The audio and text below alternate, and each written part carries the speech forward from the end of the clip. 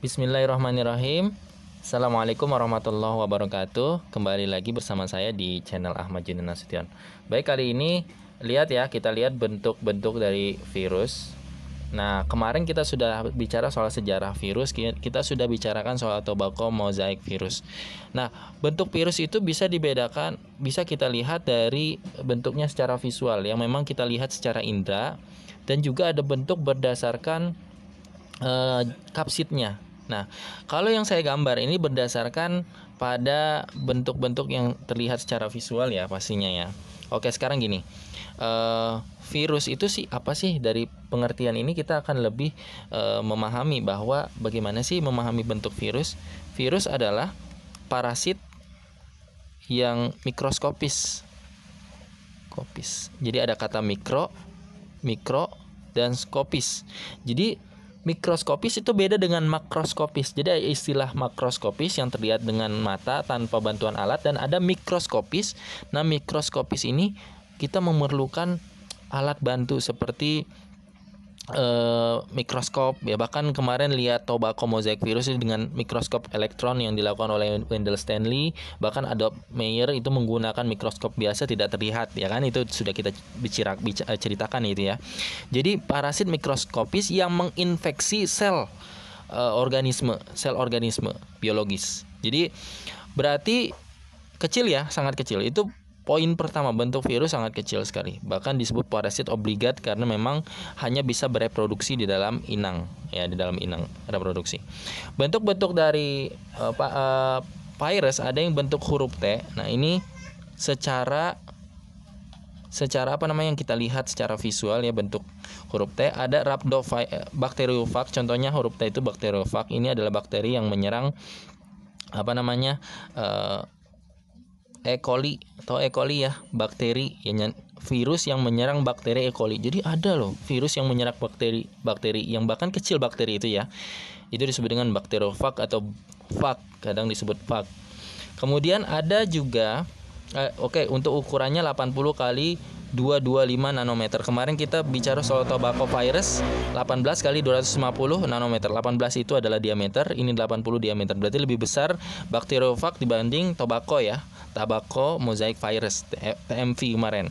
Kemudian Rhabdovirus ini kan bentuknya peluru atau kadang ada yang menyebut dengan oval. Nah, ini bentuk berdasarkan yang kita lihat ya, visual ya.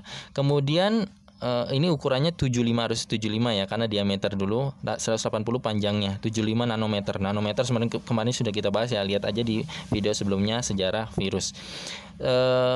75 ini seakan-akan hampir sama besar, tidak terlalu ya, masih lebih kecil. Ini bentuknya seperti peluru. Oke, Rhabdovirus ini menyebabkan rabies. Kemudian tobacco mosaic virus ini disebut dengan bentuk batang. Ya, kalau di bakteri kita kenal dengan Bacillus, tapi kalau di virus saya belum pernah baca Bacillus ya. Intinya dia bentuk batang. Nah, kemudian lanjut dulu, adenovirus itu bentuknya polihedral. Di sini aja ya, polihedral. Apa itu? Poli itu banyak, hedral adalah sisi atau muka. Jadi banyak sisi, wajah, muka gitu ya. Kemudian kalau virus influenza itu bentuknya bulat, atau bahasa Inggrisnya adalah spherical ya, bentuknya spherical. Nah, selain influenza, kalau ada adenovirus itu menyebabkan ISPA ya. Kalau tobacco virus sudah kita bahas kemarin ya, mozaik pada tembakau. Virus influenza menyebabkan flu. Nah, selain virus influenza yang sekarang sedang terkenal ya, corona, ini juga coronavirus. Bentuknya seperti ini ya, bulat ya. Jadi kenapa ada bulat, nanti akan kita bahas. Ini bentuk. Kemudian ada virus Ebola yang terkenal di Afrika yang sangat mematikan juga. Ini bentuknya adalah filamen atau benang gitu ya, benang-benang tipis. Jadi ada yang bentuknya filamen. Jadi kalau secara visual ada yang bentuknya huruf T, contoh bacteriophage, ada yang peluru, rhabdovirus, ada yang batang, tobacco mosaic virus, ada yang polyhedral, ada yang bulat, ada yang filamen atau benang. Tapi sebetulnya bentuk virus juga bisa dibedakan berdasarkan kapsid. Apa itu kapsid? Protein yang membentuk yang melindungi selubung yang melindungi bagian viral genome. Jadi ini melindungi viral genome, melindungi viral genome. Itu viral genome ada DNA, asam nukleat ya, atau RNA. Ini udah kita bahas DNA, RNA. Tapi bedanya ini ada yang untai ganda dan ada yang untai single, ada yang untai double stranded, ada yang untai satu untai atau single stranded. Nah, kapsid ini membedakan bentuknya diantaranya. Jadi tadi bentuknya perbedaannya berdasarkan visual. Sekarang berdasarkan kapsid, ada yang bentuknya oke di sini aja ya. Ada yang kapsidnya itu helix. Helix itu tahu ya? Helix itu kayak gini, kayak per, atau disebut dengan spiral. Tapi saya lebih cenderung menemukan yang lebih helix, yang justru yang kapsidnya bentuk helix. Itu yang pertama. Ini pertama ya. Yang kedua, bentuk kapsid itu ada yang bentuknya adalah icosahedral.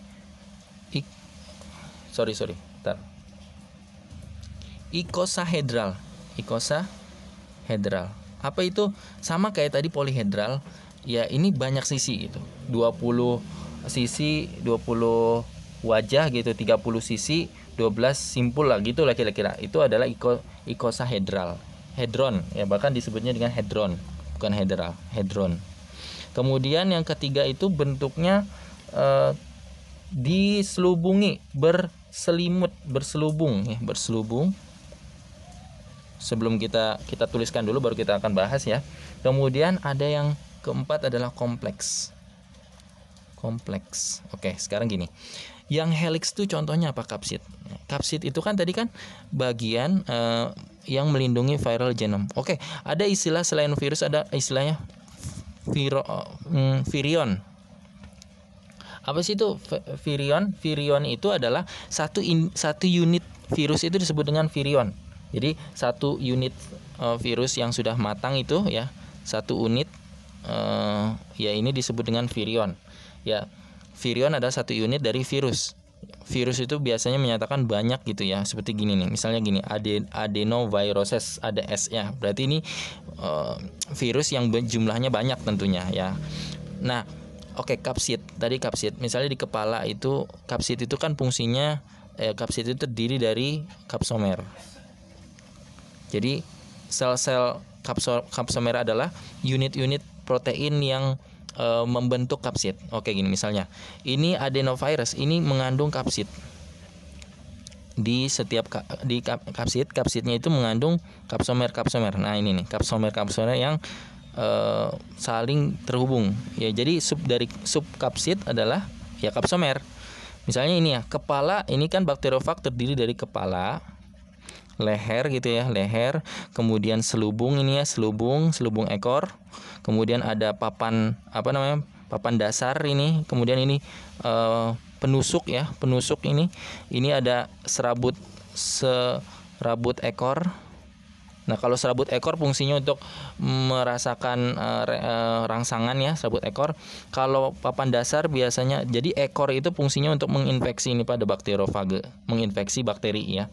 Nah, di kepala itu, nah tadi di kepala itu ini kepala bakteriofage. Ini uniknya bakteriofage itu bentuknya unik ya. Jadi nggak semua hurufnya seperti huruf T. Kan kita sering lihat gambar bakteriofage, seakan-akan semua virus itu bentuknya seperti ini. Enggak.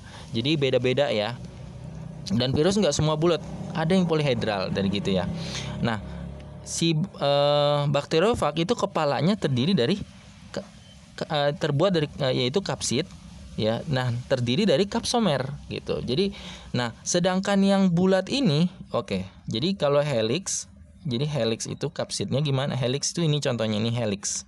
Jadi ini kapsomernya berbentuk helix. Jadi seperti per. Sebetulnya ini memutar seperti per ini ya. Cuman agak rapet dia.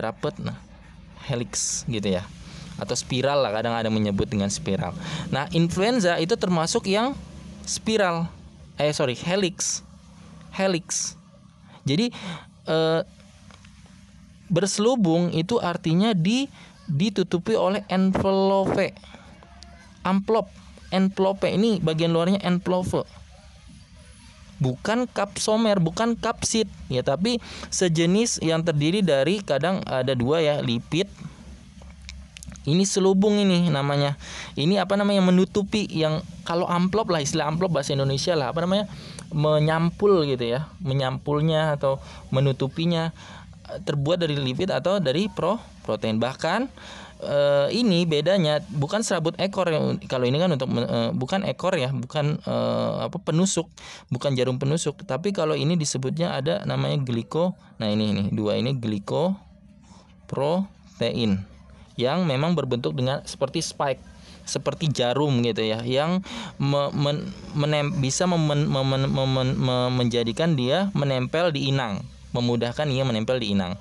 Nah, begitu juga virus Ebola di sini ya, ada namanya spike-nya. Oke, kita kembali ke bentuk kapsidnya. Ada yang helix. Nah, helix itu contohnya adalah tobacco virus, ya, mosaic virus, helix, kemudian influenza. Nah, ini adalah sebetulnya selain helix, ini bentuknya adalah berselubung tadi kan. Ada dua tempat ya, dua hal kan, kapsid yang berselubung dan kapsid yang helix. Karena ada juga yang bentuknya bulat tetapi tengahnya adalah polihedral. Apa contohnya? Retrovirus misalnya, retrovirus, atau namanya herpes simplex yang menyebabkan herpes genital. Nah, ini jadi ada yang icosahedron atau polihedral. Tapi polihedral yang berselubung, ada helix yang berselubung. Jadi ada dua jenis, ada yang berselubungnya icosahedral, ada yang berselubungnya helix. Paham sampai sini kira-kira ya? Nah, polihedral ini tidak berselubung, dia langsung bertemu dengan kapsid. Nah, kapsid tadi ada yang kapsidnya helix, ada yang kapsidnya icosahedron, ada yang berselubung seperti bulatan ini karena berselubung berenvelope ya, yang terdiri dari lipid, yang lemak, yang makanya kita dapat informasi bagaimana mengalahkan coronavirus hanya dengan mencuci tangan, karena lipid itu bisa hilang dengan sabun gitu. Dengan sabun akhirnya ya pecah gitu, maksudnya kan lipidnya ya hilang sehingga tidak melindungi bagian dalamnya ya kan. Kemudian ada yang kompleks ya, contohnya adalah yang kompleks itu adalah bakteriofage. Untuk bakteriofage sendiri DNA-nya ada di dalam. Jadi ada yang rhabdovirus ya, misalnya di sini dia termasuk RNA ya. Kalau ini DNA, viral genomnya atau asam nukleatnya. Kalau ini RNA ya, influenza, corona juga gitu RNA. Polihedral adenovirus ini DNA. Kalau ini kalau tobacco saya belum terlalu memperhatikan. Intinya ini adalah bentuk-bentuk dari virus, cukup rumit. Nanti kita akan bahas mengenai bagaimana virus yang lainnya mungkin kalau ada kesempatan. Terima kasih.